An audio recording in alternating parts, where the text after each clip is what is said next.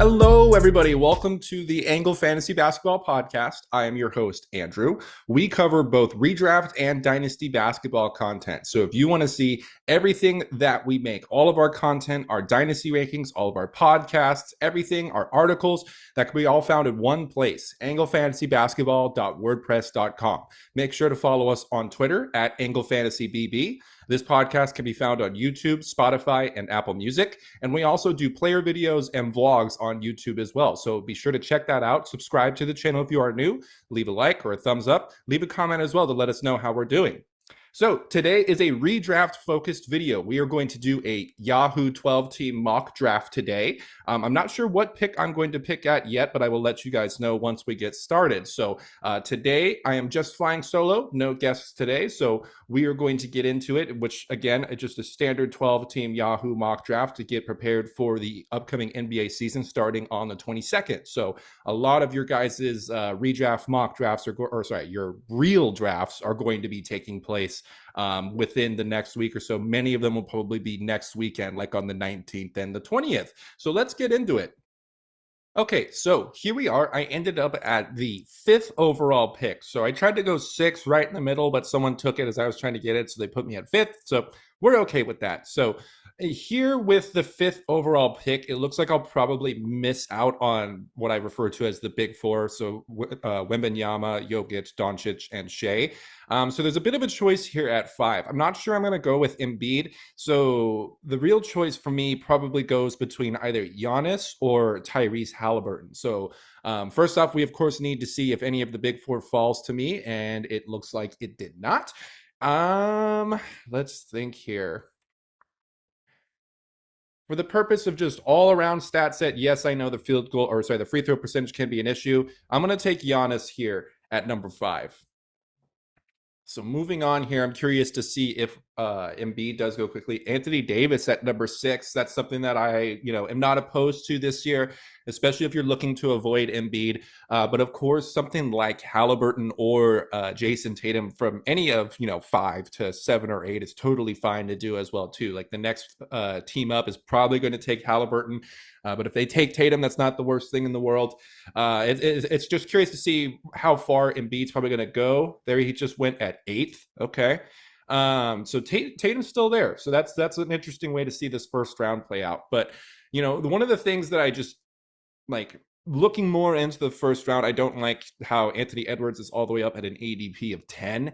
The first round's really not the time to gamble. The first round, you need to take the stalwarts, the guys who do the same thing year after year after year. So guys that have first round value. Obviously, in the right build, Giannis absolutely has first round value. It's just the overall Yahoo ranking system itself is why he, at least, during the season and stuff, doesn't show to have top 10 value, even though his ADP and such always reflects that.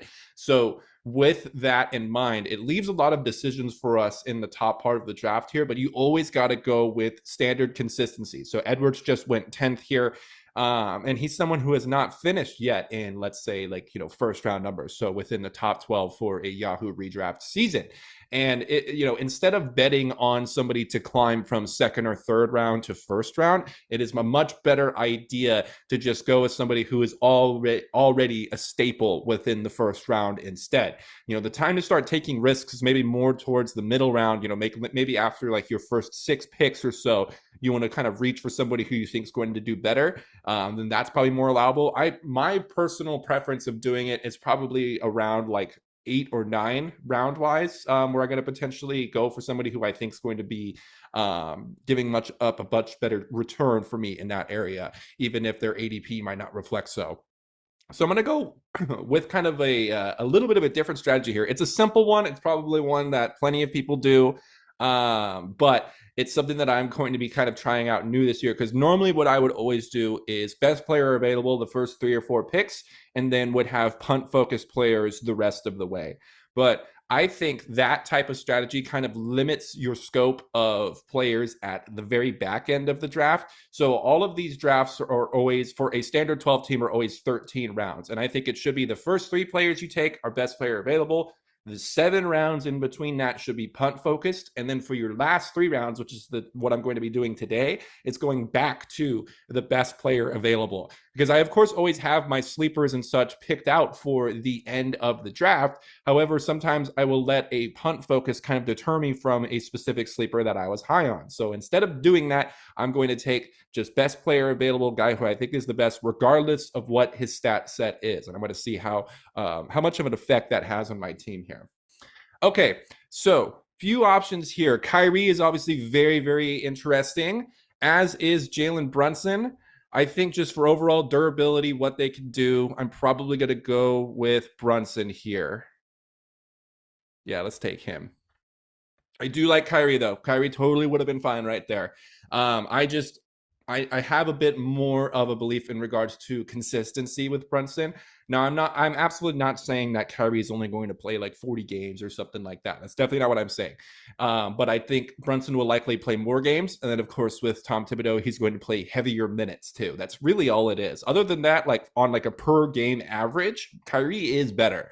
But I think the overall volume throughout the season, so long as both of them are healthy, Brunson's probably going to choose to be or prove to be better. Sengun at 23. I love Alperen Sengun, but that's early. That's very early. I think his output this year will probably be more somewhere between like 40 to 60, which is still a great player. But again, these first, 3 or so picks of yours in a fantasy draft, you really should not be betting on somebody to, improve the standing of where they were at last year. You should instead just go with consistency. Go with the guys who have done it before. Don't go with the guys who have yet to get there. Let somebody else take that risk for you instead, while you rake in all of the guys who have been, performing at a consistent level for majority of their career, especially from a fantasy basketball perspective. So again, still right now, I'm not really looking much into like category builds, punts right there.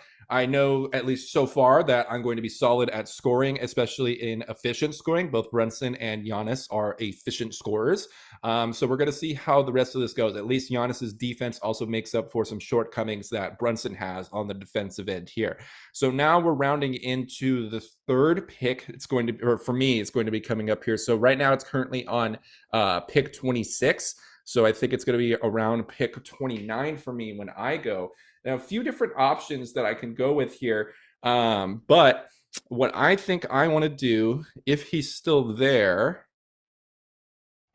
someone who I think is going to be a good fit. Okay, so Fox probably would have been a selection of mine. Let's see, is Domas still here? No, he's not.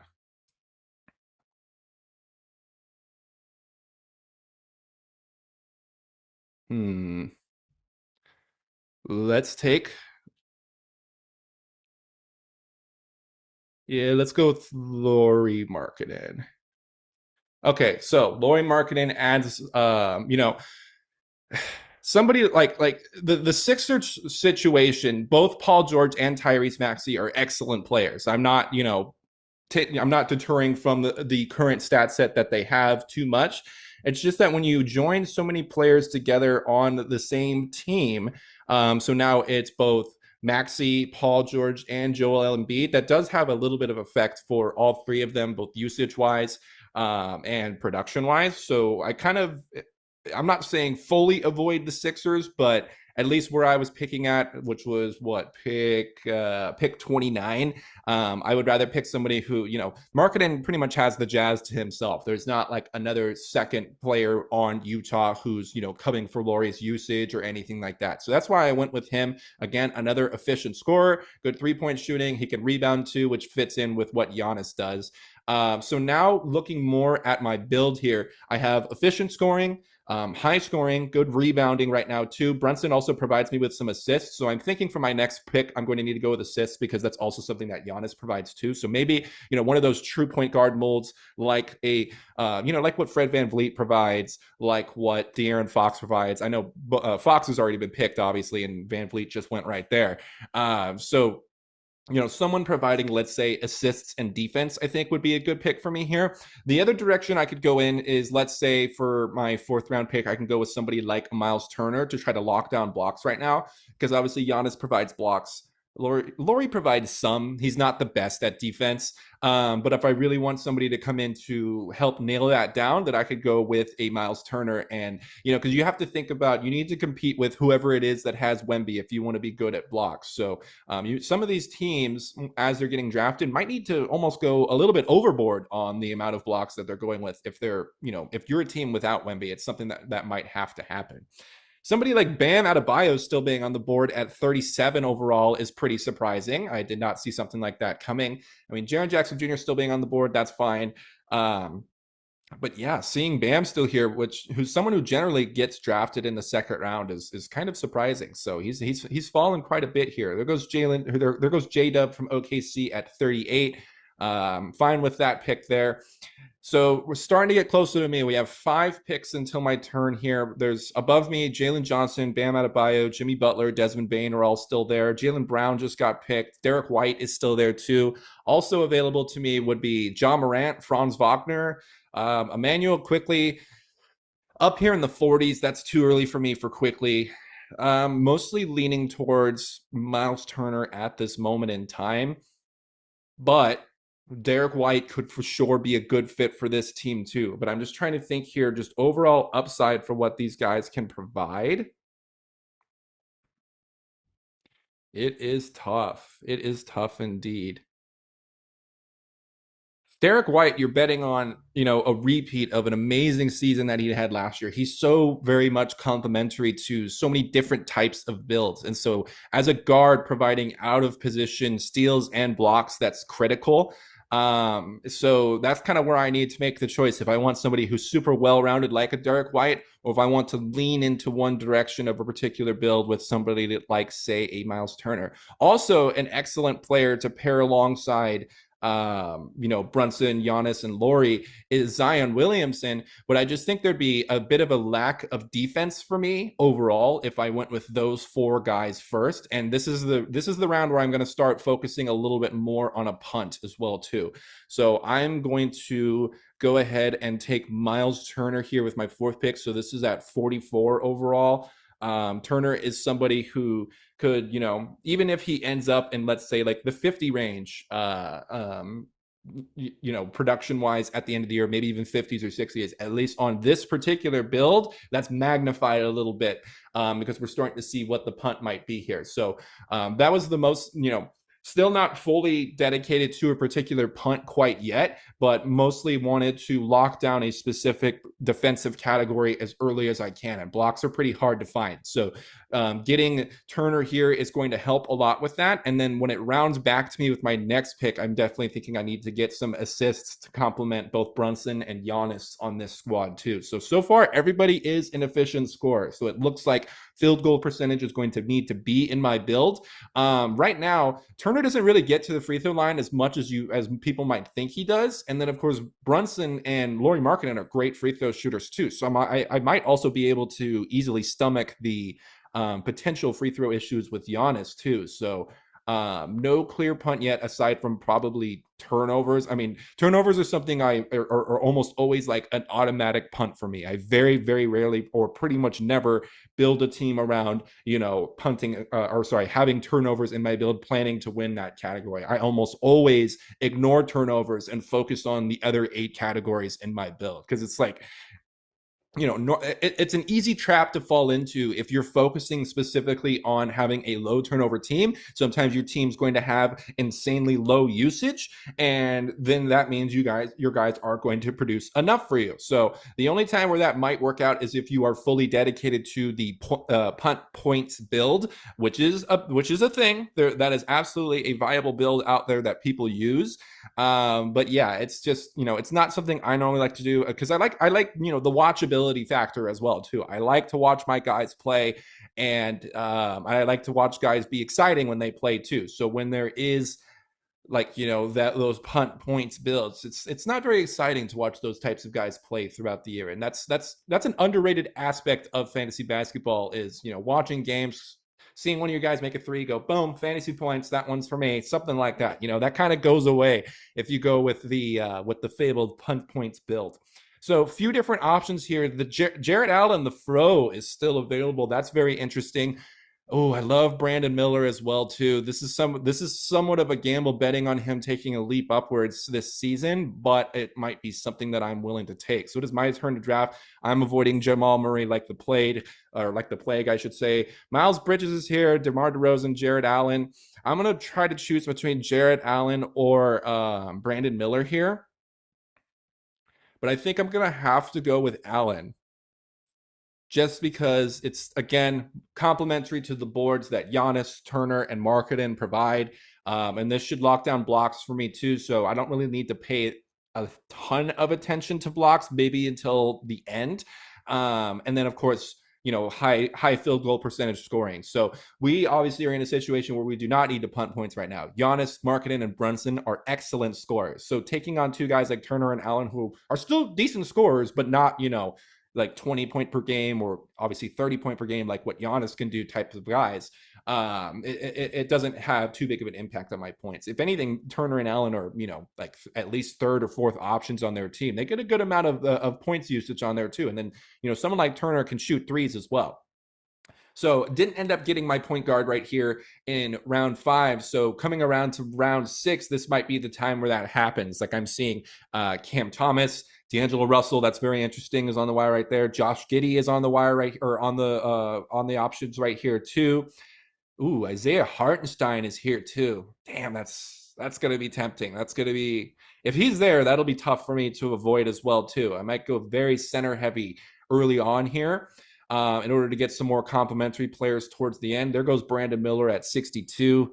Nikola Vucevic at 61. Sheesh. Okay. So names that are up on the top of the board still: Bradley Beal, Tobias Harris, Mikal Bridges, Nicholas Claxton, Cam Thomas. Some good options here. Good options here. Jrue Holiday is also still on the board too. He would probably be pretty complementary to what I'm trying to do right here too. But, I don't know if I want to go with somebody like Jrue quite yet here, because there's most likely going to be, a pretty substantial best player available type of factor at the top here.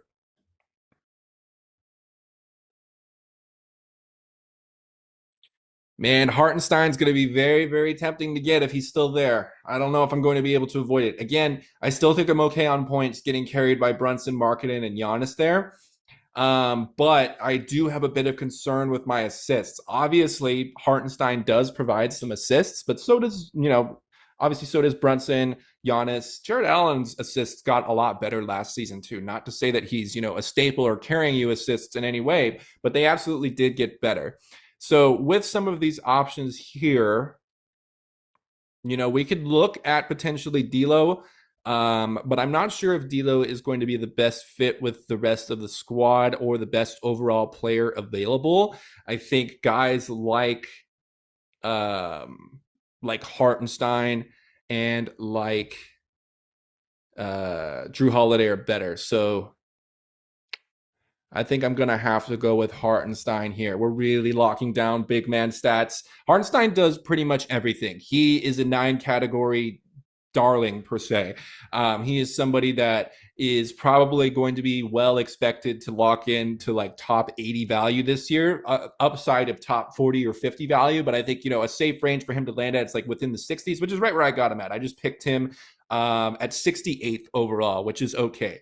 There's projections for him. Like I'm looking or thinking of some other projections. I think I saw him in the top 70 at the least. So this should be kind of bang on with where he should be at. And again, this is still a pretty punt focused pick right there. But I am getting a little worried about my assists here. So I'll probably have to pivot to either more assists or not focus on assists as much and maybe do some type of a soft punt here too.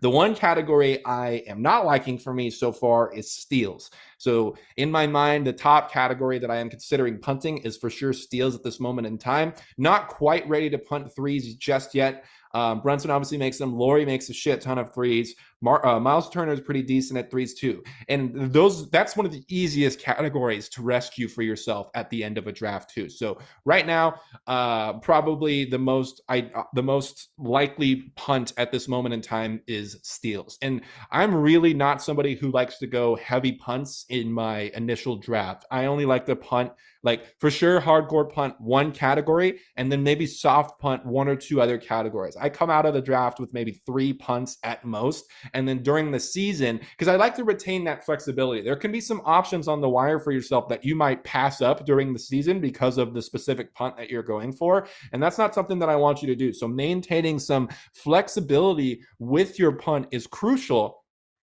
Because it gives you more options when you're, selecting from guys on the wire. You're not going to pass over somebody who actually might be really good just because you don't think they're going to fit your punt. So that's why I don't like kind of pigeonholing yourself into a very specific build, especially those guys that go for the hardcore 4 category punt, like during the startup draft. That's not really something that I advise doing. It's kind of hard to work your way out of that if that is something that happens to you. So going to be me here in a couple of seconds. It's going to be pick 77, and Jrue Holiday is still on the board. Efficient scoring, 3-pointers, assists. I'm probably going to go with him if he is still here once I make my pick.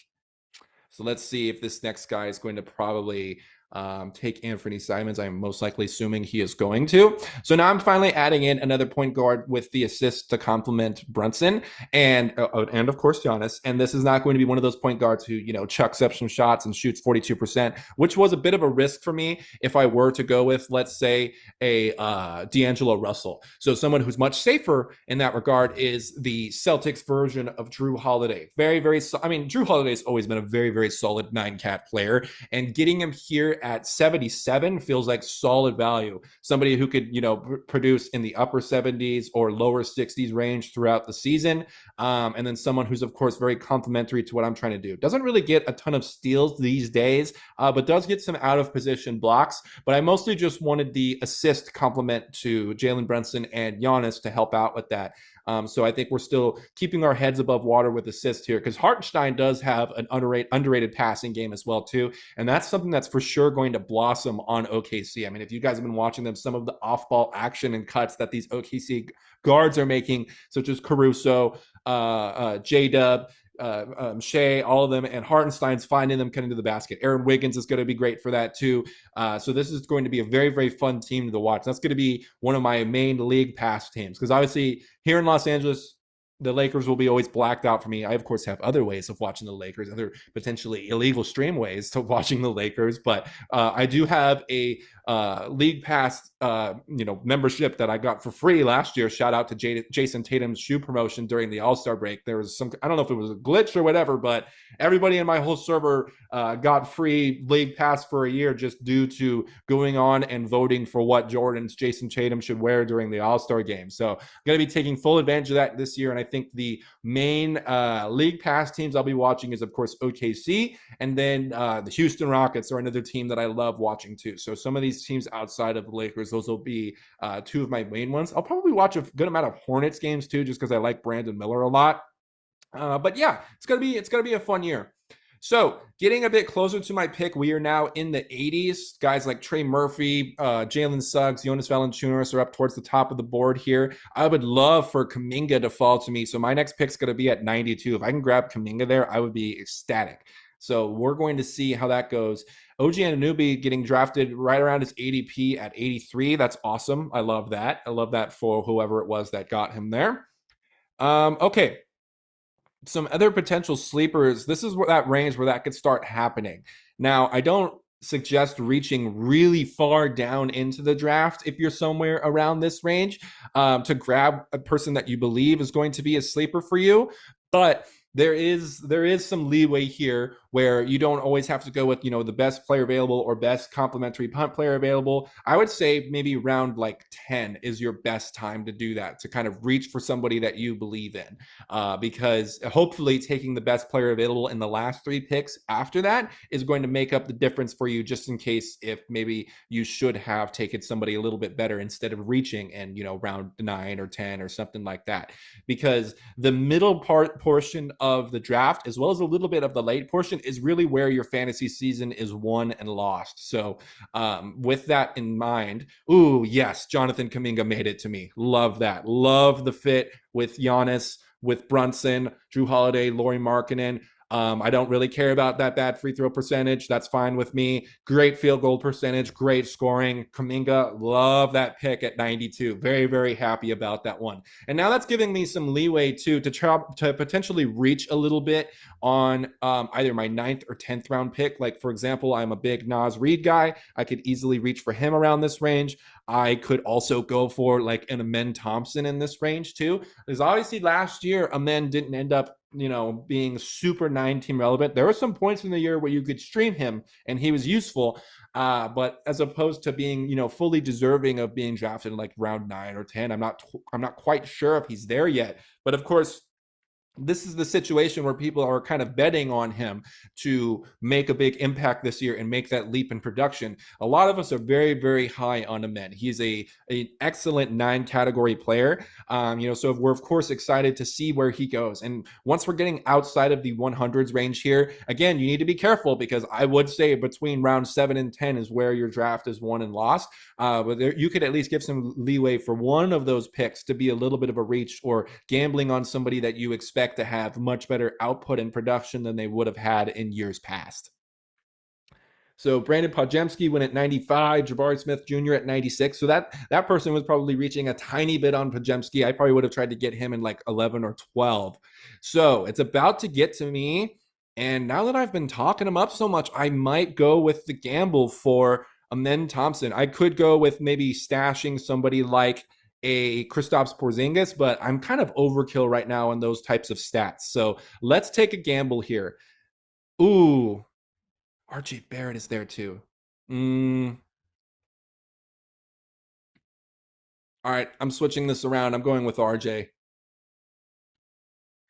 I'm going with RJ. Love the potential this year in Toronto. RJ's also switched his game around a little bit. Instead of being a little more 3-point heavy, which he is not that good at threes, he is focusing more at scoring within the paint, within the perimeter, and that has had a positive effect on his field goal percentage. So we needed something to budge in regards to either his efficiency or his defense to become more useful to us in fantasy basketball, especially within 9 categories. And I think that he's starting to turn the corner on that for his, for the career that he's had so far in Toronto and even with the Canadian team in the Olympics too. It just seems like he plays his best basketball when he is within Canada. So RJ is a very exciting person to me this year for both dynasty and redraft. I think as soon as it gets past the 90s range, that's a safe time to grab RJ Barrett. Pretty similar to what I was excited about with Kuminga, the efficient scoring, rebounds and assists. Barrett doesn't provide much defense either, which is unfortunate, but he does provide a lot of great volume scoring, and that's hard to find. And we took some guys like Hartenstein, Jarrett Allen, Jrue Holiday, guys who aren't amazing scorers. So to find an easily over 20 point per game scorer at this range, I'm very excited about that. Damn, I got sniped on Amen Thompson. I took this gamble to see if Amen would make it back around to me, and unfortunately, it did not pay off. So here on this pick, I want more assists. I want to stat pad that category, and somebody who has usually been quite efficient in both his scoring as well as a great assist provider is Tyus Jones, and I think this is who I'm going to have to go with here. This is pick 116 for me. Let's take Tyus, who is now finding himself in Phoenix this year in a brand new role. Obviously he's got plenty of bucket getters to pass to. I love the spot for him in Phoenix, and I love what he's going to provide for me. These types of it excites me to see my complimentary assist pieces be Jrue Holiday, Tyus Jones, and then out of position assists with Giannis, Kuminga, Isaiah Hartenstein, RJ Barrett. So this starting 10 for me, let's go through my starting 10 right now. Jalen Brunson, Jrue Holiday, Tyus Jones, Lauri Markkanen, Giannis Antetokounmpo, John Kuminga, Myles Turner, Jarrett Allen, Isaiah Hartenstein, and RJ Barrett. Loving that, loving the build that I'm going so far. Obviously, punt steals. Really nobody on this team gets good steals. So the defensive category I'm going for is blocks. So I guess I'm punt steals and punt turnovers at this moment in time. Still not really focusing on, let's say, like a punt free throws, I would say it's a soft punt, if at best, if anything, for free throws, because of course guys like Kuminga and Barrett are going to have a bit of an impact on that too. So free throws might be a swing category for me. There might be some weeks where I do good and some weeks where I do bad, and I think it's kind of just going to alternate like that back and forth throughout the year. Okay, back to me here at 125 overall. Trace Jackson Davis is an option. Norman Powell's an option for some efficient scoring. I might go with that one. That's one of my favorite sleepers this year in general. Again, we're in these last 3 picks, which is where I said I'm going to go with best player available. And I think the best player available at this point in the draft right here is probably Norman Powell. Jaquez is there too. I just don't know if he's going to do better than Norm, though, this year. Norman Powell has a big opportunity to be like a bounce back, candidate for the Clippers, because obviously there was a Paul George sized hole in the lineup. And Kawhi Leonard is, of course, injury prone too. So there could be plenty of nights where the top 3 options going for the LA Clippers are Harden, Norm Powell, and Ivica Zubac too. So it's going to be very interesting to see how that goes. So it's about to loop back to me. And this will probably be a time where I'm still going to be focusing on best overall available.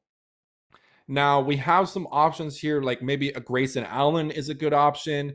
I've been burned on Wendell Carter Jr. so many times. I'm not going to pick him. Andrew Nembhard could be a good one. That's solid assists. That's solid field goal percentage. That could be potentially the best overall player available here.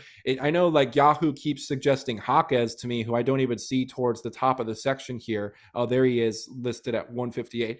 Jaquez is an option. That's somebody I could potentially go for. I'm not sure if I'm going to do it though. Keon Ellis is also an underrated option here too. Here he is right here. So this is going to be pick 140 for me. But I just think Keon's just overall like usage and production isn't going to be at exactly where I need it to be at. So with that in mind, I think I'm going to go with Nembhard to, again, further complement the assists, high field goal percentage. I like what Nembhard could do. He got a big contract. Obviously, they plan to use him more and more this year. And good flexibility, because obviously too, I went with centers early, so I'm in no way, shape, or concerned with I need more rebounds, I need more blocks. We took care of all that early, as well as especially guys who are eligible to play center. So I have Giannis, Turner, Allen, and Hartenstein, all eligible to play center, all on this roster. Now, again, for my last pick, I'm not going to be going with a punt. Like, for example, I could easily try to reach for a Scoot Henderson to try to seal up my assists at the end here. But again, I really want to try to practice this strategy of just going with the best overall available for my last 3 picks. And I feel like I did that with both Norman Powell and Andrew Nembhard, regardless of what my build is. They just basically somehow happen to also be good fits for my build. So now here we are at the last pick for me, which is pick 149. Few options here, but there was a suggested option for me a few times as best overall available as a Keon Ellis. And I think I will, it's a little bit of a gamble here, but I think he could be a solid option for me. But again, mostly what he does is in steals. So let's go with Sochan. This is someone I could easily drop after the first week or two to start streaming. But we can go with Sochan here just because, for best overall player sitting at the end here, I don't know if he's necessarily the best, but he is someone that was at least the most appealing to me amongst the names that are sitting at the end of the draft here. I've already done a mock draft where I chose Jalen Smith at the end, who is one of my favorite sleepers. I could have, just kind of recycled that same thing because I don't think he even got drafted at the end here. Ooh, a good one at the end was Bilal Coulibaly, but that's a little bit more of a gamble too. So again, we wanted to go with best overall available, and Keon's main value was going to be getting me steals. Scoot was a little bit of a risk with that inefficient shooting. Sochan's an inefficient shooter as well, but he does provide the good rebounds and assists, and I felt like he was just one of the better players available here. So I don't really think I saw any of the 2024 draft class get taken. Maybe Edie did, or Sar may have gotten taken too. I might have missed that one. Oh yeah, Sar got taken at 142. And I believe Edey was probably taken at some point as well too. Let's see if we can find him. But I'm really not expecting to see much at all of the 2024 draft class get taken. Yeah, Edey got taken at 115. Those are probably the only two that are going to get taken, is Edey and Sarr. There's really no reason you should be looking at anybody else in the 2024 draft class. Some guys that are still on the wire here following the draft. A last round selection of Andre Drummond is very, very promising. Of course, being the handcuff to Embiid, that's something that I could have also gone with my final selection there in round 13. Somebody like, let's say, D'Anthony Melton could have easily been drafted as well too. That's always a very useful player, and I'm curious to see how that role is going to go in Miami for him too. Or sorry, not Miami, Golden State.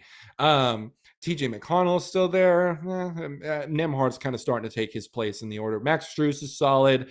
Kelly Olynyk's always solid at 9 cat. So yeah, I'm not really feeling like I missed out on anybody at the end here. I guess the only one I'm feeling a kind of bit of missed out on is Drummond at the end, but I'm okay with Sochan.